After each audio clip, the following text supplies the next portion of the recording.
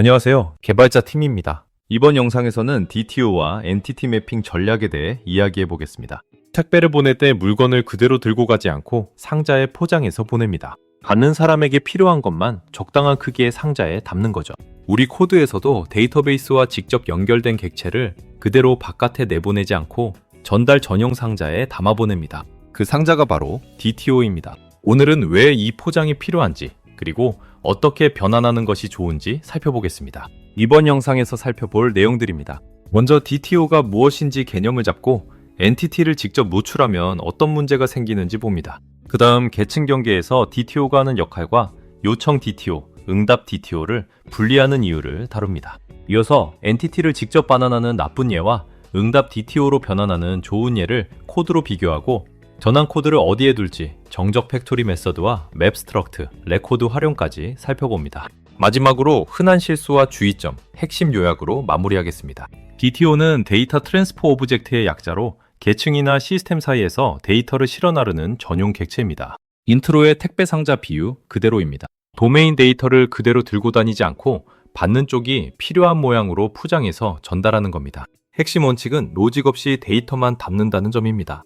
큐로 엔티티와 비교해보면 차이가 분명합니다. 엔티티는 데이터베이스 테이블과 매핑되어 영속성을 책임지고 영속성 컨텍스트가 생명주기를 관리하며 데이터 모델이 바뀔 때 함께 바뀝니다. 반면 DTO는 계층 간 데이터 전달이 목적이고 한 번 쓰고 버려지며 API 명세가 바뀔 때 바뀝니다. 둘은 바뀌는 이유가 다르기 때문에 섞으면 안 됩니다. 화면의 그림을 왼쪽에서 오른쪽으로 따라가 보겠습니다. 엔티티를 응답으로 그대로 반환하면 세 가지 문제가 동시에 터집니다. 첫째, 내부 데이터 구조가 그대로 바깥에 새어나가서 나중에 엔티티를 바꾸기가 어려워집니다. 클라이언트가 그 구조에 의존해 버리니까요. 둘째, 비밀번호 해시나 권한 같은 민감한 필드가 응답에 딸려나가는 보안 사고가 생깁니다. 셋째, 엔티티끼리 연관관계가 양방향으로 걸려 있으면 직렬화 하면서 서로를 계속 참조하다가 무한 루프에 빠지거나 연관을 따라가며 불필요한 쿼리가 폭발합니다. 이 세 가지가 엔티티를 직접 노출하면 안 되는 핵심 이유입니다. 그럼 어떻게 해야 할까요? 화면의 그림을 왼쪽에서 오른쪽으로 보겠습니다. 요청은 요청, DTO로 받고 서비스 안에서는 도메인 객체로 처리합니다. 데이터베이스와 맞닿은 영속 계층은 엔티티를 다루고 결과는 응답, DTO로 변환해서 내보냅니다. 핵심은 DTO가 계층 사이에 방어막 역할을 한다는 겁니다. 바깥 세계와 내부 도메인, 그리고 데이터베이스 사이에 DTO라는 완충지대를 두는 거죠. 이렇게 하면 한쪽이 바뀌어도 변경이 다른 쪽으로 그대로 번지지 않습니다. 데이터베이스 컬럼을 바꿔도 응답 명세는 그대로 유지할 수 있고 반대로 응답 형식을 바꿔도 엔티티는 건드리지 않을 수 있습니다. DPO를 만들 때 흔히 하나로 돌려쓰고 싶은 유혹이 있는데 입력과 출력은 필요한 필드가 다르기 때문에 분리해야 합니다. 표를 보겠습니다. 요청. DTO는 사용자가 입력하는 값만 받습니다. 이름이나 비밀번호 같은 것들이죠. 그리고 입력 검증 어노테이션을 붙입니다. 응답 DTO는 바깥에 노출해도 되는 값만 담습니다. 아이디나 이름 같은 것들이고 검증은 필요 없습니다. 여기서 정말 중요한 보안 포인트가 있습니다. 요청 DTO에 권한 같은 필드가 들어있으면 사용자가 그 필드를 임의로 채워보내서 자기 권한을 마음대로 바꾸는 보안 구멍이 생깁니다. 반대로 응답, DTO에 민감한 필드가 들어있으면 정보가 유출됩니다. 그래서 같은 객체를 입출력에 함께 쓰면 한쪽의 요구가 다른 쪽을 오염시키게 됩니다. 실제 나쁜 예 코드를 보겠습니다. 유저 컨트롤러에서 아이디로 유저를 조회해서 그대로 반환하고 있습니다. 반환 타입이 유저, 즉 엔티티 자체입니다. 문제가 보이시죠? 이 유저 엔티티에 들어있는 비밀번호 해시, 권한 정보, 그리고 연관된 주문 목록까지 전부 응답에 그대로 실려나갑니다.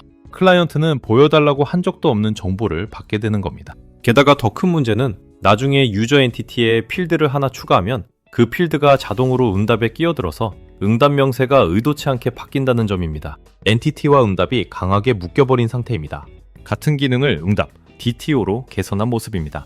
조회한 유저를 유저 리스폰스의 프롬이라는 정적 팩토리 메서드로 변환해서 반환합니다. 아래 유저 리스폰스를 보시면 레코드로 선언되어 있고 아이디, 이름, 이메일, 세 필드만 담고 있습니다. 그리고 프롬이라는 정적 팩토리 메서드에서 유저 엔티티에 필요한 값만 골라 채웁니다. 핵심은 이겁니다. 응답 DTO에는 외부에 보여줄 필드만 명시적으로 담기 때문에 비밀번호 같은 건 애초에 들어갈 자리가 없습니다. 깜빡하고 노출하는 사고 자체가 불가능한 구조인 거죠. 그리고 엔티티가 바뀌어도 이 변환 코드만 선보면 되고 응답 명세는 우리가 원하는 대로 계속 통제할 수 있습니다.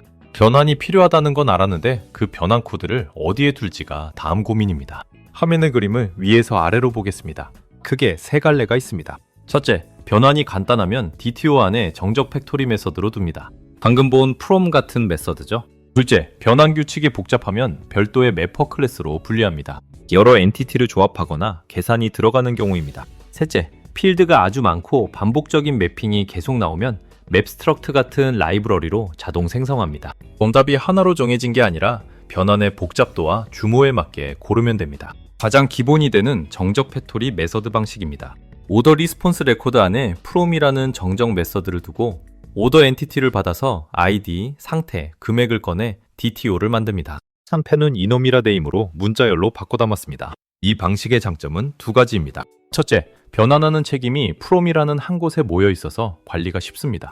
변환 규칙이 바뀌면 여기만 고치면 됩니다. 둘째, 변환 방향이 자연스럽습니다.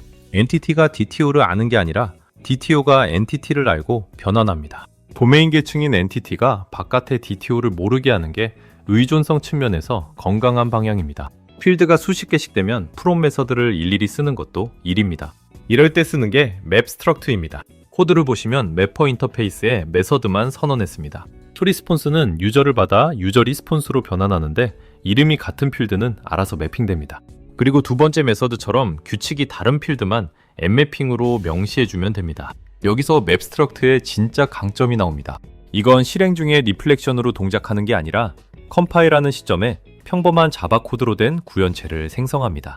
그래서 첫째로 리플렉션 방식보다 빠르고 둘째로 매핑에 문제가 있으면 컴파일 단계에서 잡아낼 수 있습니다. 실행해보기 전에 실수를 발견할 수 있는 겁니다. 필드 많은 객체의 반복적인 매핑 코드를 크게 줄여줍니다. 자바 16부터 정식으로 들어온 레코드는 DTO에 가장 잘 맞는 도구입니다.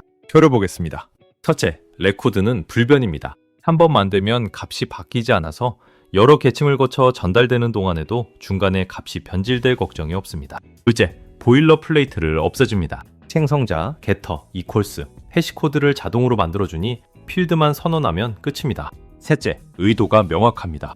레코드로 선언하는 순간 이건 데이터를 운반하는 용도라는 게 코드에 드러납니다. DTO는 만들어서 전달만 하면 끝나는 객체이니 불변인 레코드와 목적이 정확히 일치합니다. 다만 한 가지 꼭 기억할 점이 있습니다. 엔티티는 레코드로 만들면 안 됩니다.